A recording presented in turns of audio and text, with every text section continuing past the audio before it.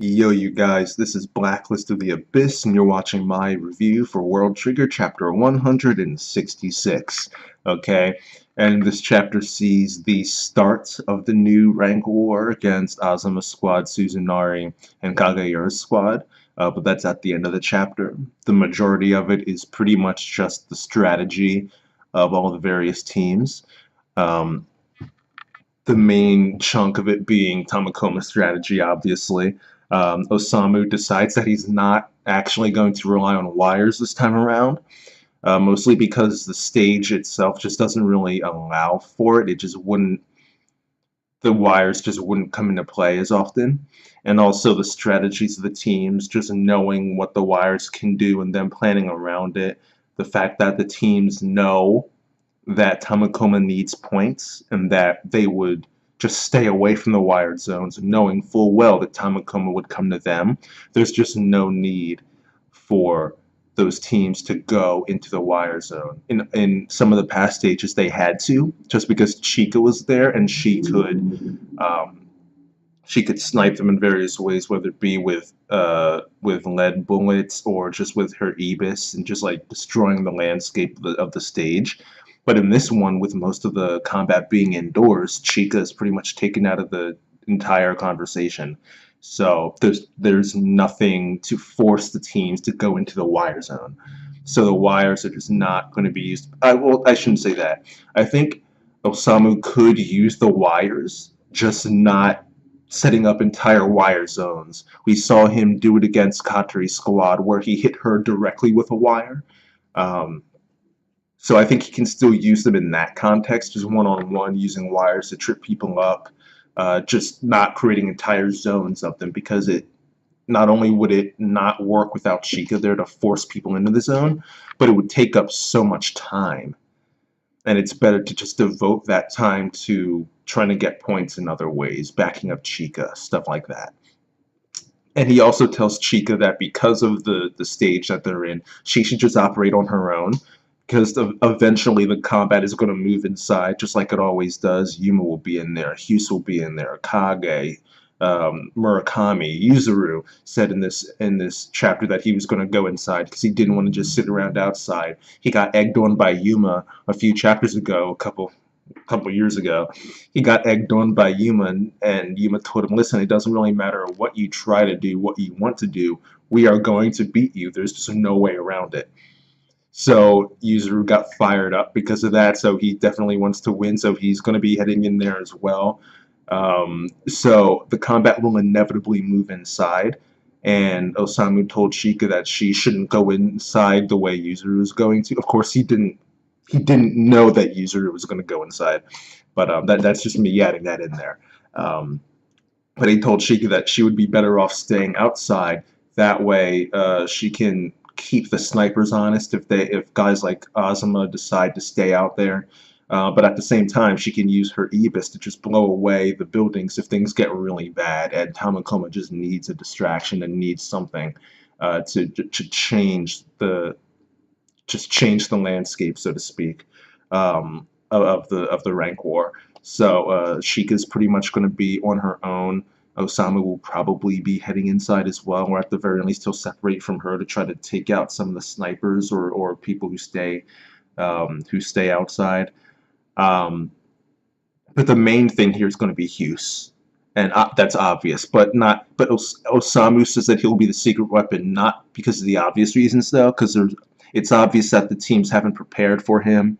They had a few practice matches against him, but they're not truly prepared for him. But that's not even it's not that he's a skilled neighbor. That's the main reason why is because he's taking advantage of the fact that they do have information on him.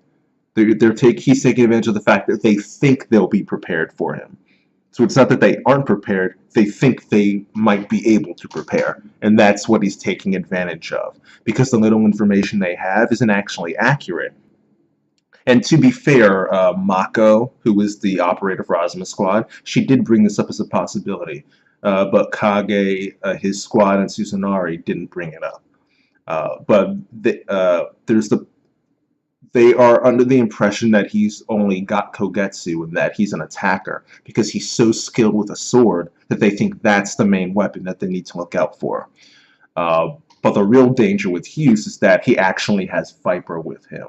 So while they're so busy focusing on Kogetsu, and trying to negate that weapon, he can bring Viper out of nowhere and get multiple points at the same time, depending on the situation. And Osamu tells him, listen, do not use Viper because people don't know about it. So if you're going to use Viper, make sure it's in a situation where you can completely capitalize off of it and get as many points as possible. Because the second you use it, people are going to know about it and they'll be able to plan for it.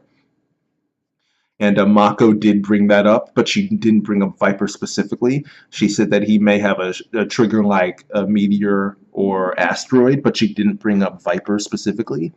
So, but it's fine. The mere fact that she brought up him being an all-rounder with a shooting trigger means that Ozma is probably considering all of the shooting triggers, right? Because Ozma's just that good. So that's not real. She pretty much figured that out, all right? So Ozma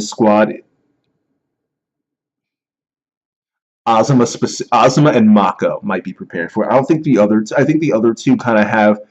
I think I don't want to say that they're set in their ways, but I think that since they actually were there and experienced, or at least Koarai was, but since he was actually there and experienced the fight with Hughes, he might have it stuck in his head like, yeah, this guy's so good with a sword.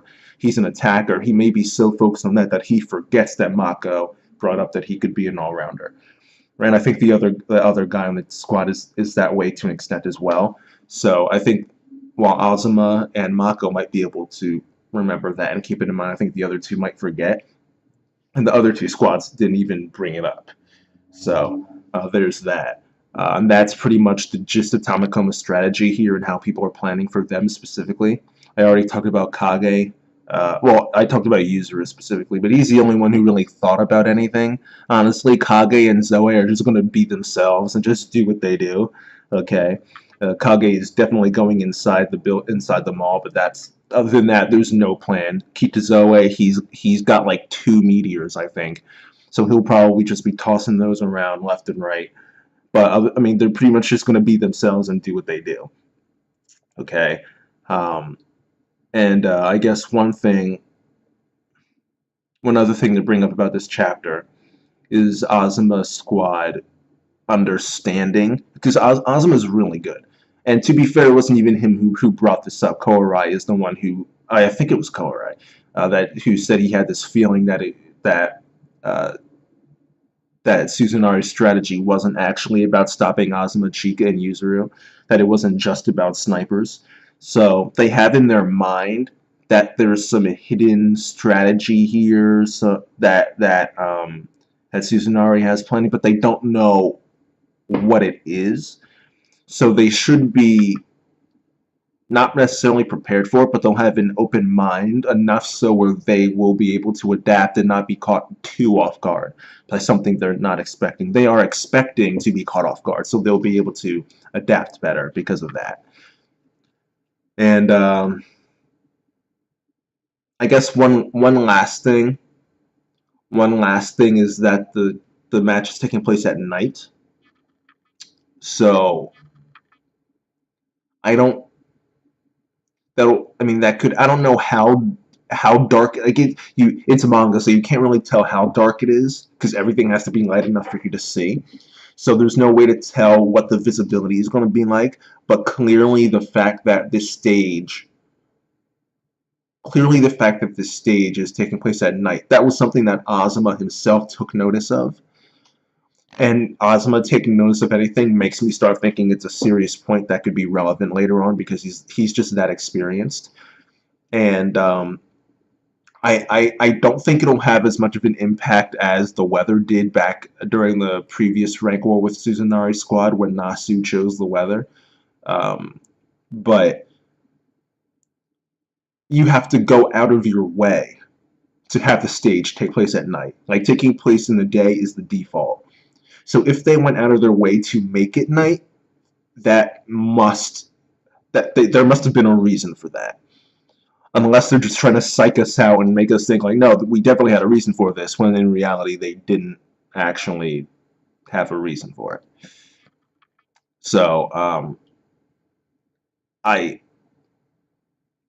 I don't think it'll be as impactful as the weather was back in that Nasu Suzunari rank war, but I do think it will have at least some small impact. There had to have been a reason for why they chose to have it take place at night, and there had to be a reason why Daisuke Ashihara specifically had Ozma, of all people, notice the fact that it was taking place at night and actually and legit take note of it.